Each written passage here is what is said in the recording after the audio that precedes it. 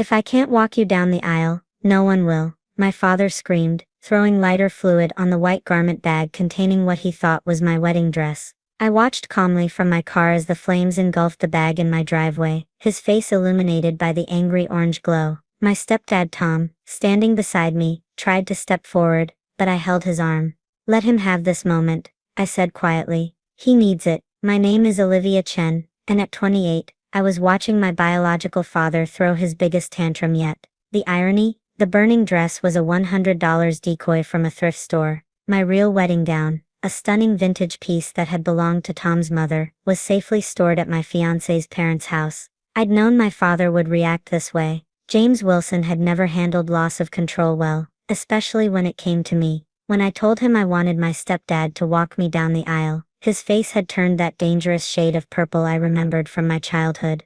After everything I've done for you, he'd sputtered, pacing his immaculate living room. I'm your father, your real father, real father. Those words echoed in my head, as I watched the flames die down. What made a real father? Was it the man who'd walked out when I was 8, only to reappear 4 years later demanding his paternal rights? Or was it Tom, who'd entered my life when I was 12, attending every school play, helping with math homework, and teaching me to drive with infinite patience? The flames were dying now, my father's shoulders heaving as he stood over the ashes. He turned to face me, his expression a mix of triumph and challenge. There now, what are you going to do? I smiled, reaching for my phone. Send these videos to Mom. I'm sure her lawyer will be very interested in seeing you destroy property on her driveway. His face fell slightly. He hadn't noticed me recording. You wouldn't dare, he growled, but uncertainty crept into his voice. Try me, I replied, getting back into my car. Oh, and Dad, thanks for making this decision even easier. Tom slid into the passenger seat, waiting until we were around the corner before speaking. You knew he'd do this, didn't you? That's why you brought the fake dress. I nodded, keeping my eyes on the road. Dad's nothing if not predictable. He's been trying to control every aspect of the wedding since Michael proposed. The venue, the guest list, even the flowers. When I told him you were walking me down the aisle, he lost it, Tom finished, shaking his head. I'm sorry, Liv. Maybe we should rethink this. I don't want to cause problems between you and your father. I pulled the car over, turning to face the man who'd been more of a father to me in 16 years than James Wilson had been my entire life. You're not causing problems. He is, and I'm done letting him manipulate every important moment in my life. The truth was, this decision had been years in the making. Every time my father had disappointed me, Tom had been there. When Dad forgot my high school graduation, claiming a business emergency, Tom had cheered the loudest as I received my diploma. When Dad criticized my choice to study photography instead of law, Tom had helped me set up my first darkroom. And when Michael proposed 6 months ago, it was Tom who'd hugged me first, who'd shed happy tears and welcomed my fiancé to the family. My father, he'd demanded to know Michael's family background and income before offering a reluctant congratulations. My phone buzzed, Mom calling. Did you see the videos? I asked when I answered. Oh honey, she sighed.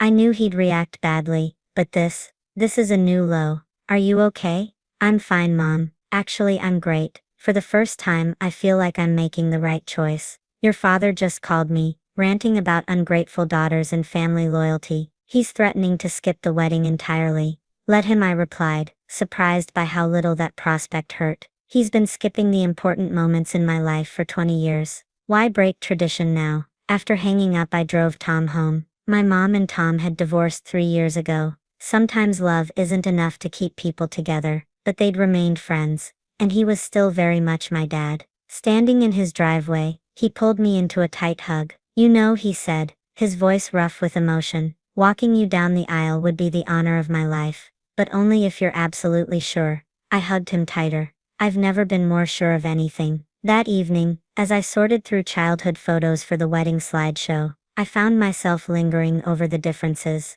Pictures with my father were always formal, posed, his hand on my shoulder like a businessman closing a deal. But the ones with Tom, they caught real moments, teaching me to fish, covered in flour from failed baking experiments, laughing at bad movies. My phone kept buzzing with texts from Dad. You're making a huge mistake. This is a betrayal of blood.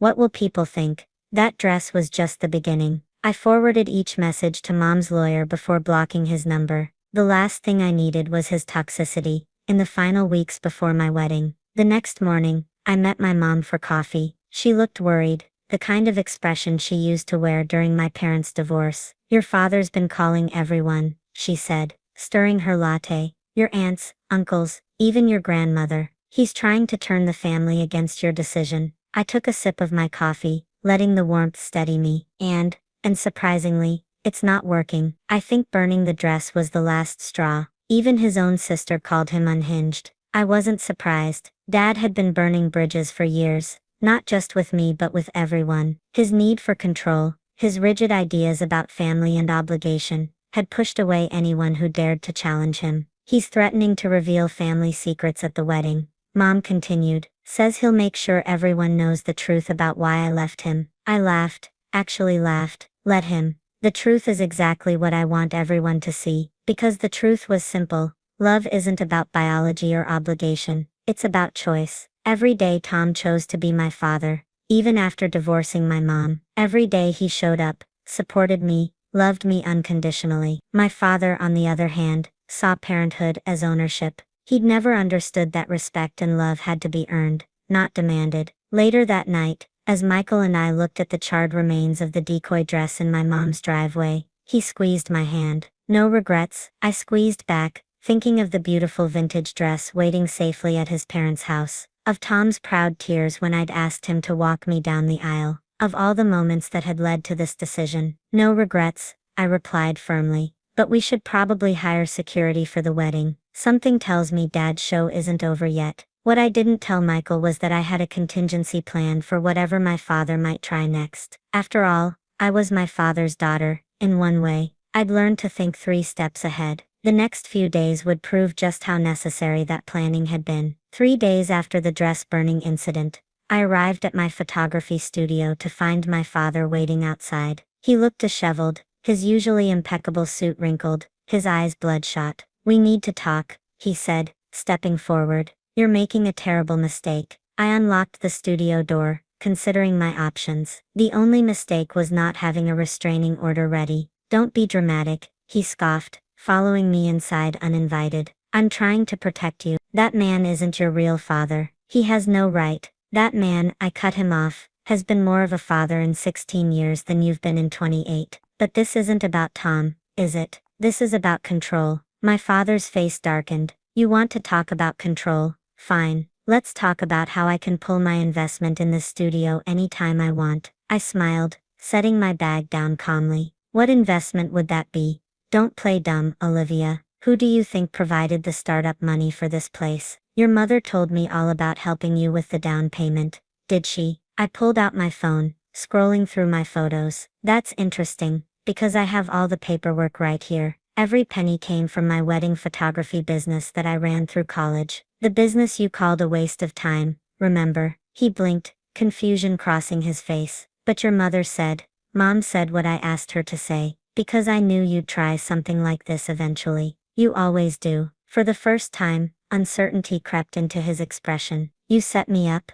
"No, Dad, I protected myself." "There's a difference." I turned my computer monitor toward him, showing my thriving business's financials. Every client, every booking, every penny, I earned it all myself. "You have no power here." He slumped into a chair, looking suddenly older. "Why?" he whispered. "Why go to such lengths to exclude me?" "Exclude you?" I couldn't help but laugh. "Dad, you excluded yourself. Every time you missed a birthday. Every time you criticized my choices. Every time you tried to control my life through money. You were the one pushing me away." "I was trying to make you strong," he protested weakly. "No, you were trying to make me dependent. There's a difference." Just then, my phone buzzed with a text from Tom. "Everything okay? Your mom said James was heading to the studio." I smiled, typing back, "All good. Plan B in motion." My father caught the exchange. "Plan B? What are you plotting now?" "Nothing, Dad. Just preparing for your next move. Like trying to sabotage the venue booking, which is why I have 2 backup locations ready. Or attempting to cancel the catering, which is why everything's in Michael's family's name. Or maybe showing up drunk at the rehearsal dinner to make a scene, which is why we hired security." With each word, he seemed to shrink further into the chair. "You really think I'd go that far?" You burned what you thought was my wedding dress in Mom's driveway, I reminded him. So yes, I think you'd go that far. He stood up suddenly, straightening his jacket.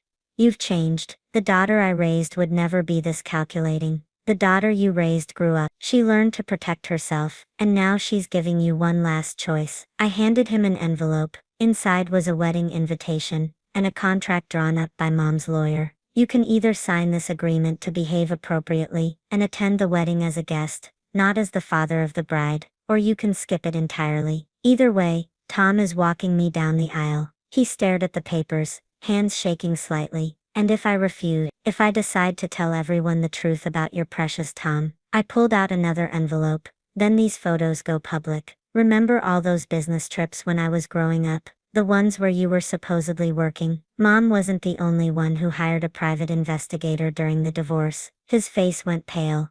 You wouldn't try me, I said quietly. I learned from the best after all. After he left, clutching both envelopes, I sat at my desk, feeling drained but relieved. Tom called a few minutes later. You okay, kiddo? Yeah, I sighed, just tired of playing chess with someone who thinks he's the only one who knows the rules. Your mom told me about Plan B. You sure you want to go through with it? I looked at the framed photo on my desk. Tom teaching me to ride a bike, his hands steady on the seat as I wobbled forward. Absolutely sure. Dad needs to learn that actions have consequences. Well, whatever you decide, I'm proud of you. Standing up to him couldn't have been easy. Tears pricked my eyes. Thanks, Dad, for everything. As I hung up, another text came through. This time from my father. You win. I'll sign the agreement, but don't expect me to pretend to be happy about it. I forwarded the message to Mom's lawyer, then opened my calendar to check the wedding timeline. 2 weeks to go,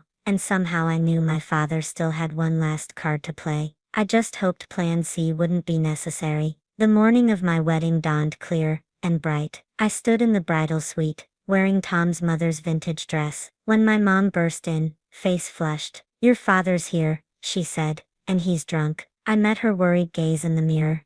Did he sign the agreement? Yes, but then everything's going according to plan. I adjusted my veil, surprisingly calm. Is he making a scene? He's in the parking lot, telling everyone who'll listen about how you're betraying him. He's got some kind of box with him. I smiled, checking my phone. Right on schedule. My mom's eyes narrowed. Olivia, what did you do? Before I could answer, my father's voice boomed through the hallway. Where is she? Where's my ungrateful daughter? Security moved to intercept him, but I opened the door. Let him in. He stumbled into the room, clutching a familiar-looking box. His expensive suit was rumpled, his tie askew. You think you're so clever, don't you? With your plans and your contracts. But I've got proof of what kind of daughter you really are. He thrust the box forward triumphantly. Remember this, the dress I burned wasn't the only thing you tried to hide. My mom stepped between us. James, you're drunk, don't do this. But I touched her arm gently. It's okay, Mom.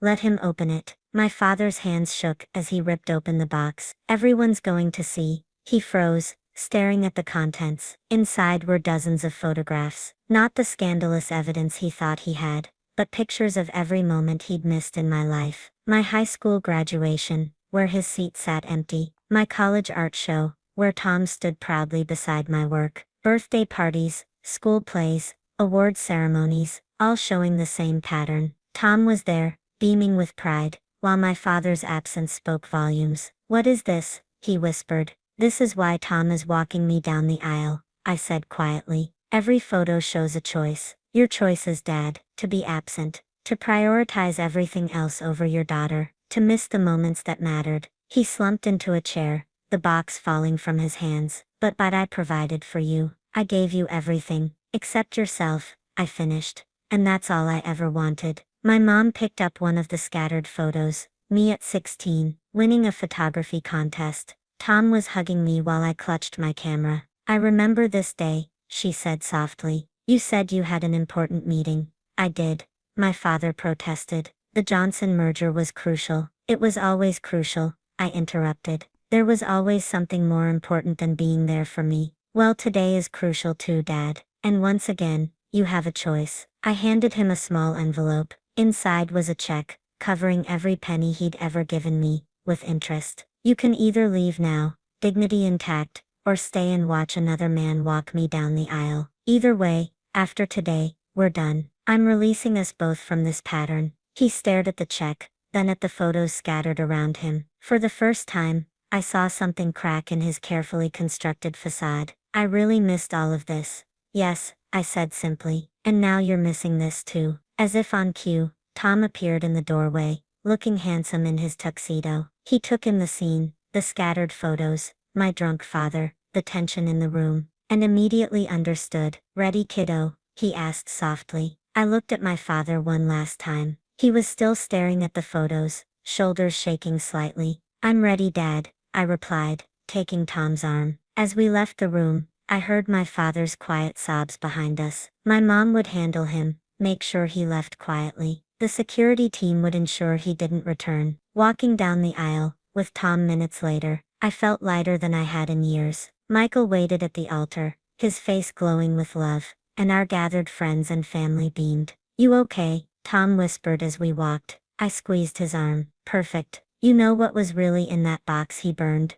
What? Old receipts, and a copy of the agreement he signed. I knew he'd try to make a dramatic gesture, so I gave him the opportunity. Sometimes the only way to break a pattern is to let it play out one last time. Tom chuckled softly. You really are something else, you know that. I learned from the best, I smiled. Both what to be, and what not to be. As Tom placed my hand in Michael's, I caught my mom's eye in the front row. She nodded slightly. My father was gone, and with him, the last shadows of control he'd held over my life. Sometimes the best revenge isn't confrontation or exposure. Sometimes it's simply showing someone exactly what they chose to miss, then walking away to live your best life without them. And as I said I do to the man I loved, with the father who chose me standing proudly beside us, I knew I'd made the right choice.